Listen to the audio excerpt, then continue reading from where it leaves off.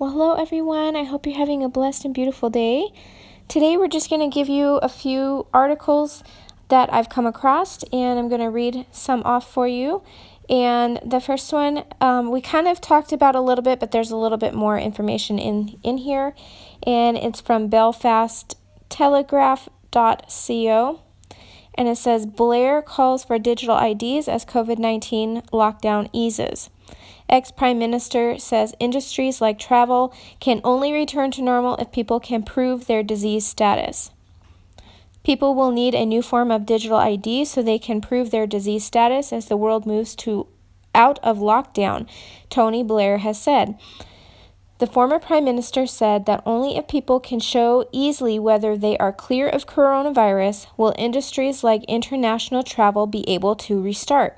Speaking at the virtual CogX Technology Conference, Mr. Blair said that such a system would operate alongside track and trace programmers as the economy reopens. You can create a digital ID today that is much more easily protected so you can deal with a lot of privacy and surveillance issues that worry people. It's a natural evolution of the way that we are going to use technology in any event to transact daily life, and this COVID crisis gives an additional reason for doing that. I think people's disease status, have they been tested? What is the result of that test that they have had? And if they have had the disease, do they have the disease? Unless you are able to record some of this data in a way people can use, it is going to be difficult to go back to anything like a near normal in things like transport. If you are going to start an international travel again, how can you do that unless people can be easily tested and have some record of that test? There has always been a good case for introducing some form of digital ID, but I think that case is even more powerful today. Mr. Blair acknowledged the increasing use of technology risked leaving behind some people who were less comfortable with using it, but said the issue would be addressed through training and education. That digital divide between those that are familiar can use the new technology well, and those who can't is obviously going to be a big source of difficulty. However, he said people would need to adapt to some sector of the economy, as some sectors of the economy would be changed forever as a result of the virus. I can't see the travel, tourism, hospitality industries coming back fast. I think bricks and mortar retail has probably had its day, certainly in its present form, he said. So that one we've kind of seen already, but I wanted to kind of go over that a little bit as there was a little bit extra info in there. And then there was this other one. This one is from cityjournal.org, and it's talking about how Seattle, the Antifa in Seattle have taken over 6 blocks of the town, and they have made it so that they basically say that if you cross those borders that they have, that you have entered into a new country. And they've taken over the police department over there, and the police have completely abandoned the police department because they're afraid. And so they've abandoned it and left it to these anarchists. And they have erased the police. So it says like Seattle, instead of it saying Seattle Police Department, it says Seattle People's Department. So I wanted to read this for you. For the last week, Black Lives Matter and Antifa-affiliated activists have engaged in a pitched battle with Seattle police officers and National Guard soldiers in the neighborhood, with the heaviest conflict occurring in the intersection of 11th and Pike, which is downtown Seattle, where law enforcement had constructed a barricade to defend the Seattle Police Precinct building. Hoping to break through the barricade, protesters attacked officers with bricks, bottles, rocks, and improvised explosive devices, sending some officers to the hospital. At the same time, activists circulated videos of I just lost my place. Here we go. Oh, circulated videos of the conflict and accused the police of brutality, demanding that the city cease using tear gas and other anti-riot techniques. They are also calling for the defunding of the police department, and they have taken it upon themselves to take over the town. And this is the type of stuff that ISIS insurgents do. ISIS will try to take over portions of towns and with violence, and you either get out of their way or you be killed or you join them. And this is what Antifa is doing now. And there's another article that I'll read for you where Iran is cheering this on, and they're actually supplying funds to the Antifa to keep going and keep doing what they're doing and to make it more broad. And the governors and the mayors of these towns, they're too scared to say anything, so they just let it happen. Then, in a stunning turn of events, the city of Seattle made the decision to abandon the East Precinct and surrender the neighborhood to the protesters, or to these Antifa. This is an exercise in a trust and de-escalation, explained Chief Best. Officers and National Guardsmen emptied out the facility, boarded it up, and retreated. Immediately afterward, Black Lives Matter protesters, Antifa, black shirts, and armed members of the hard left John Brown Gun Club seized control of the neighborhood, moved the barricades into a defensive position, and declared the Capitol Hill Autonomous Zone, even putting up a cardboard sign at the barricades declaring, "You are now leaving USA." On the new rebel state's first night, the atmosphere was festive and triumphant. Hooded men spray-painted the police station with slogans and anarchist symbols, renaming it the Seattle People's Department East Precinct. And they also have, let's see here. Here we go. Seattle Raz Simone, a local rapper with an AK-47 slung over his shoulder and a pistol attached to his hip, screamed, "This is war," into a white and red megaphone, and instructed armed guard and barricades in shifts. Later in the night, Simone had filmed allegedly assaulting multiple protesters who disobeyed his orders, informing them that he was the police now, sparking fear that he was becoming the de facto warlord of the autonomous zone. A homeless man with a baseball bat wandered along the borderline, and two unofficial medics in medieval-style chainmail stood ready for action.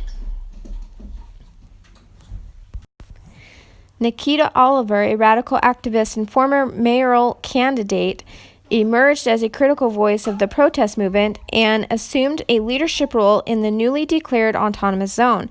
After night fell and a light rain began falling, she spoke to the crowd and outlined the ideological commitments behind the occupation. "We need to align ourselves with the global struggle that acknowledges that the United States plays a role in racialized capitalism, she told protesters. Racialized capitalism is built upon patriarchy, white supremacy, and classism. The following day, a coalition of black activists associated with the autonomous zone released a more specific list of demands, including the total abolish of the police department, the retrial of all racial minorities serving prison time for violent crimes, and the replacement of the police with autonomous, restorative, transformative accountability programs. Activists pledged to maintain control of the city and the Capitol Hill autonomous zones until their demands are met, setting the stage for a long-term occupation and the establishment of a parallel political authority. The city government has not developed a strategic response to the takeover of Capitol Hill. According to one Seattle police officer with acknowledged of internal deliberation, the city's leadership is in chaos, and the mayor has made the decision to let the mob of 1,000 people dictate public safety policy for the city of 750,000 people. Let's see. Politically, the Seattle City Council has already begun champion to champion the protesters' demands, socially alternative councilwoman declared the takeover a victory against the militarized police force and the political establishment and the capitalist state. 3 council members have signaled more than 50% reduction of the police budget, which they're taking the money away. They are meeting the demands of these anarchists, the people that think that they know everything and are seizing upon the opportunity to take over the country. Okay, and then on Breaking Israel News, there's one that says rioters offered help from Iran to turn protests into full-fledged revolution. All right, let's see. Dr. Sam Mahdi Turabi, the director of Strategic Studies Institute, praised the recent riots in the U.S. In an interview on Iranian Channel 2, saying that they were a good prelude to a revolution similar to the revolution in 1979 that replaced the Persian Empire with the current extreme and oppressive regime. The reality is that there is an anarchy in America. There is no democracy. The existing legal process and the American Constitution are not supposed to reform America. Dr. Turabi saw the current violence in the U.S.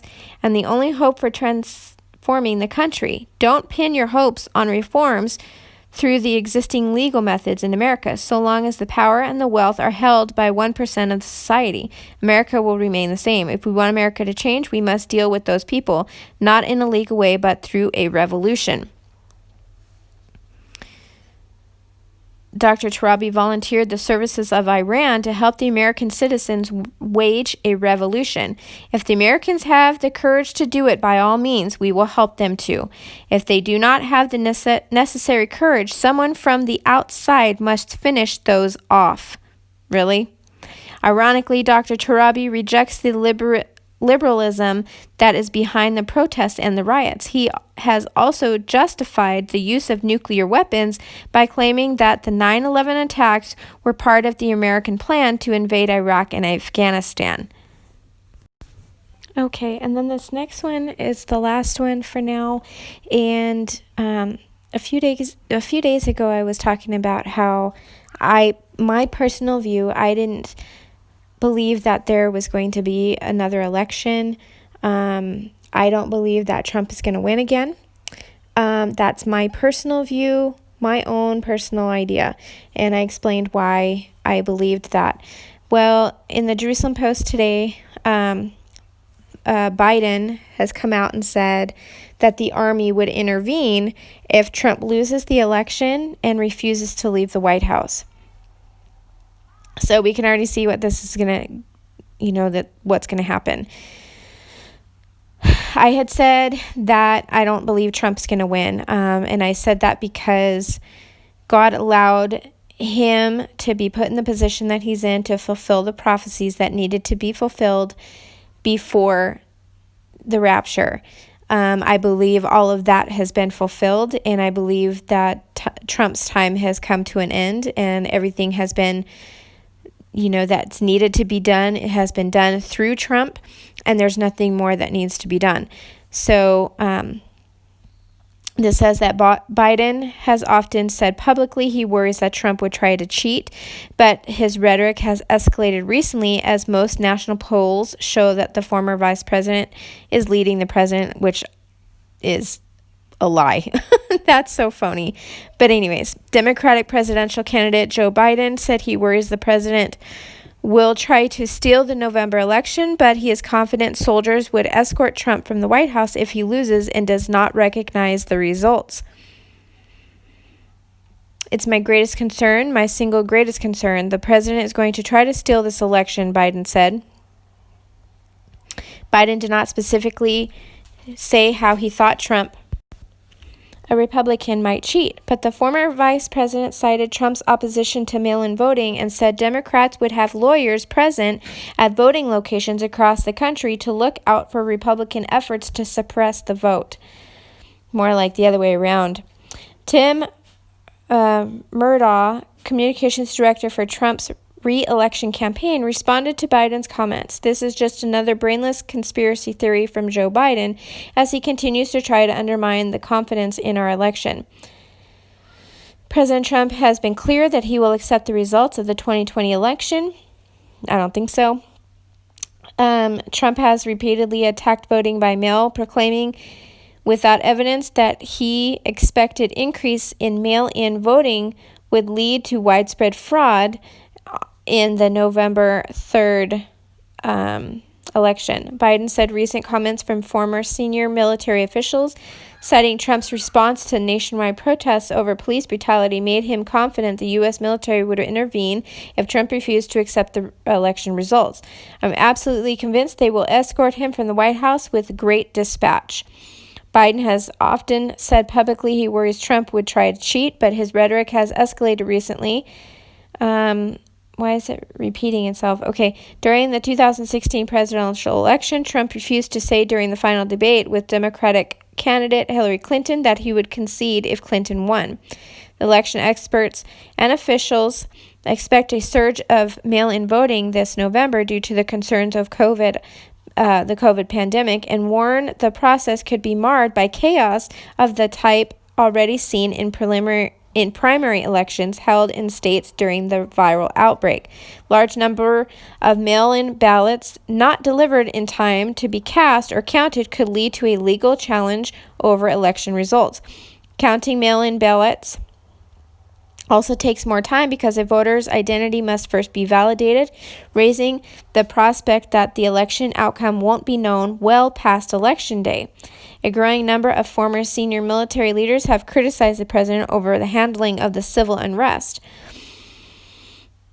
Former Defense Secretary Jim Mattis accused the president earlier this month by trying to divide America and roundly denounced the militarization of the U.S. response to the unrest.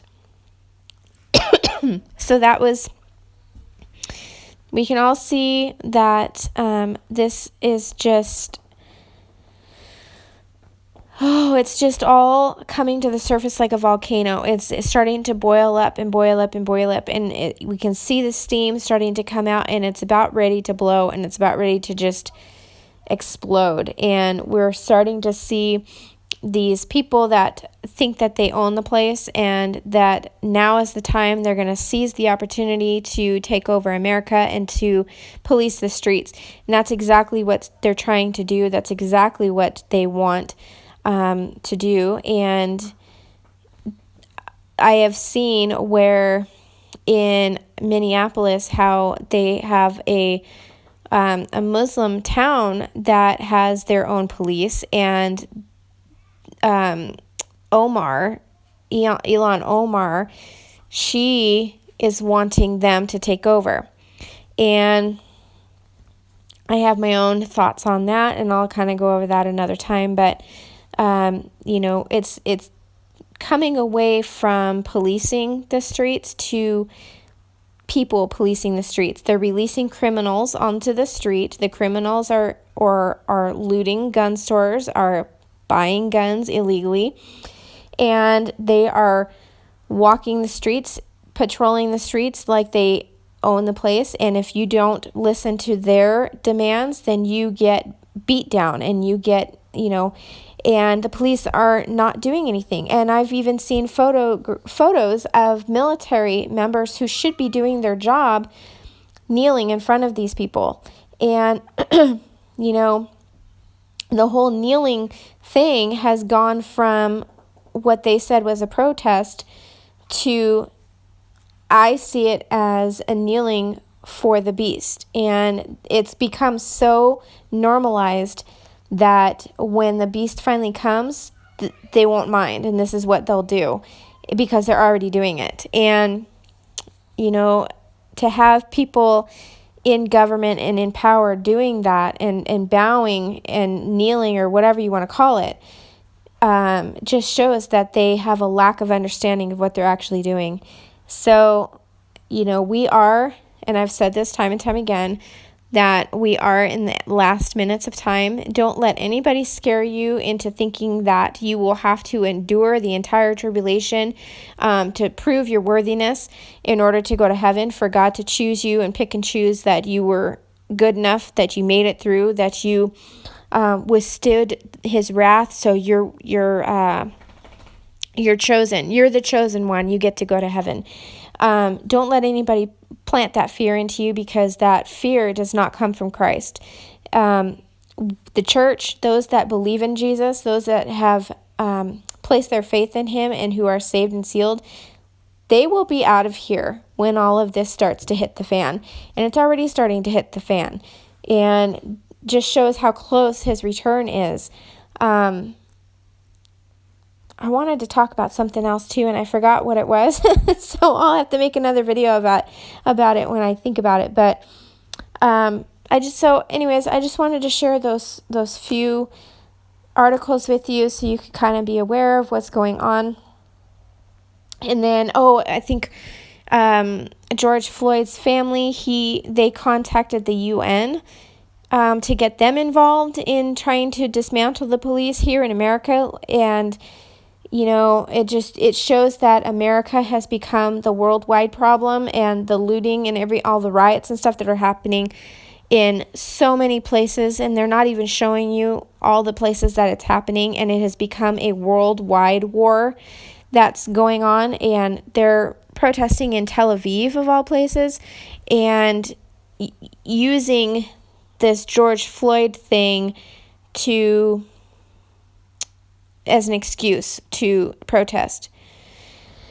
And we really need to keep our eyes on Israel. We need to keep our eyes on the Promised Land and really watch what's going on over there, because no matter what it goes on in America, in England, London, whatever, no matter what happens, sure, we can see the nearness of his return. We can see that prophecy and demonic powers are being released at an alarming rate.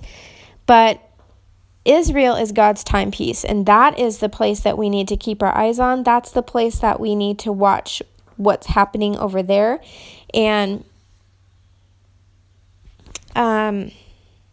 so, nothing has to happen. I've seen a lot of people say, well, the temple has to be built first. No, it doesn't.